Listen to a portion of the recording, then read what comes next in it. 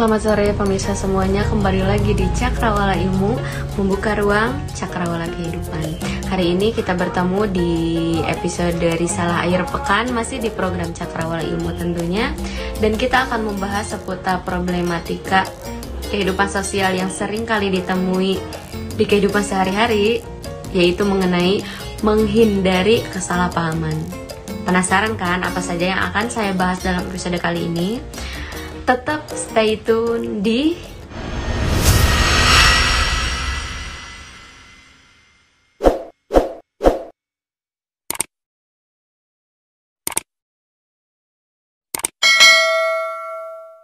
salah paham. Apa sih salah paham itu? Salah paham merupakan sebuah kondisi di mana apa yang ditangkap oleh si pendengar itu tidak sesuai dengan apa yang ingin disampaikan sebenarnya oleh si pembicara. Salah paham ini sering banget terjadi gitu. Baik itu dalam hubungan pertemanan, persahabatan, percintaan, dan ini yang lebih sering dan tak jarang pula terjadi dalam hubungan sebuah keluarga. Bagaimana cara menghindari atau seenggaknya meminimalisir kesalahpahaman itu agar tidak terjadi? Kita akan bahas dalam video kali ini. Ada poin-poin yang menjadi sebuah acuan kita untuk pedoman agar tidak salah paham. Dan yang pertama adalah berkomunikasi dengan baik. Salah paham ini sering kali terjadi ketika kita tidak menerapkan komunikasi yang tepat, entah itu dari si pembicara maupun dari si pendengar atau audiens gitu. Nah, contoh dalam sebuah kondisi kelembagaan contohnya ya. Nah, ada seorang pimpinan yang berkata kepada bawahannya, "Anda harus menjadi karyawan yang rajin." Dalam kondisi miscommunication, akhirnya si karyawan itu karena manusia cenderung menyimpulkan dari sudut pandang sendiri ya. Nah, sehingga dia berpikir, kenapa sih kok ibu pimpinan itu berkata seperti itu kepada saya ya? Kesalahan saya itu apa ya? Itu sering banget terjadi gitu. Dalam contoh lain, misalkan dalam hubungan pertemanan, tiba-tiba pada hari itu temannya itu bersikap berbeda gitu, sehingga kita sebagai temannya itu cenderung berpikir, kenapa sih kok hari ini berbeda? Apakah saya melakukan kesalahan? Itu adalah kecenderungan yang memang sering kali kita lakukan gitu. Nah, hal tersebut perlu kita minimalisir dengan berkomunikasi dengan baik. Ketika misalkan contohnya seorang pimpinan berkata kepada kita, Anda harus menjadi karyawan yang rajin, itu belum tentu kan kita itu melakukan kesalahan gitu. Kenapa sih kita itu cenderung menyimpulkan?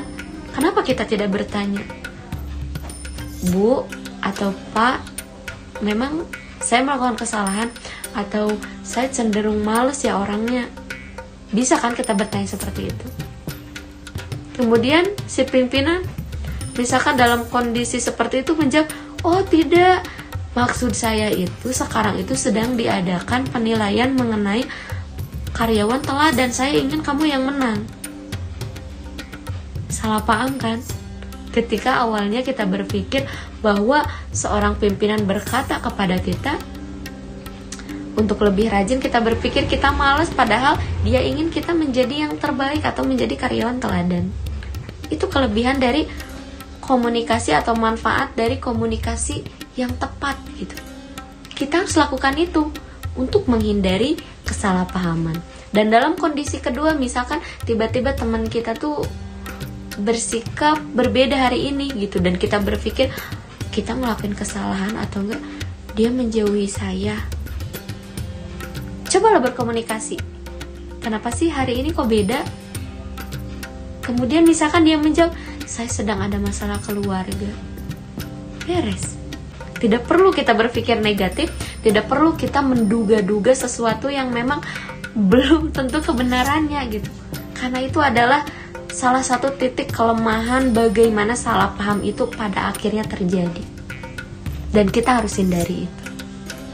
Kemudian yang kedua, untuk menghindari atau meminimalisir miscommunication, sampaikanlah sesuatu yang penting melalui komunikasi tatap muka. Karena akan berbeda gitu. Ketika kita menyampaikan sesuatu melalui pesan daring dalam jaringan, dan ketika kita menyampaikan pesan melalui tatap muka, akan lebih tersampaikan maksud dan tujuan kita yang sebenarnya gitu. Karena kan kalau tatap muka, ekspresi kita kelihatan, kemudian mimik wajah kita pun kelihatan gitu. Bisa jadi orang salah paham karena mungkin menyalahartikan apa yang kita sampaikan karena tidak melihat ekspresi wajah kita dan lain sebagainya. Yang ketiga, cobalah melihat dari sudut pandang yang berbeda. Jangan langsung menyimpulkan gitu. Ketika seseorang berkata kepada kita dan akhirnya tiba-tiba secara spontan kita menyimpulkan, jangan seperti itu. Untuk menghindari kesalahpahaman, kita harus memandang sudut pandang yang berbeda. Misalkan ketika seseorang berkata kita tuh harus bersikap baik gitu, kemudian kita langsung menyimpulkan, emangnya kita gak baik? Emangnya kita tuh selalu melakukan kesalahan? Pandanglah dari sudut pandang yang berbeda. Oh, mungkin berkata seperti itu untuk mengingatkan agar saya lebih baik lagi secara objektif gitu.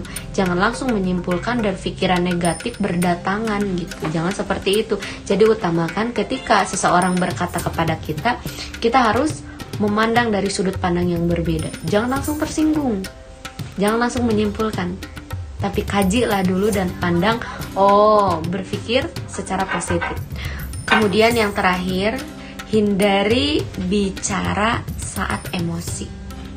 Kita tahu kan, ketika kita emosi itu seringkali kita tuh tidak menyadari apa yang kita sampaikan itu sebenarnya keliru gitu. Sampai ada peribahasa yang mengatakan, setiap rasa marah hanya akan diakhiri dengan rasa malu. Nah, oleh karena itu hindarilah bicara ketika kita emosi gitu. Jangan sampai ketika kita emosi kita berbicara kepada orang lain dan pada akhirnya terjadi miscommunication. Karena orang ketika marah itu cenderung mengatakan sesuatu hal di luar akal sehatnya gitu.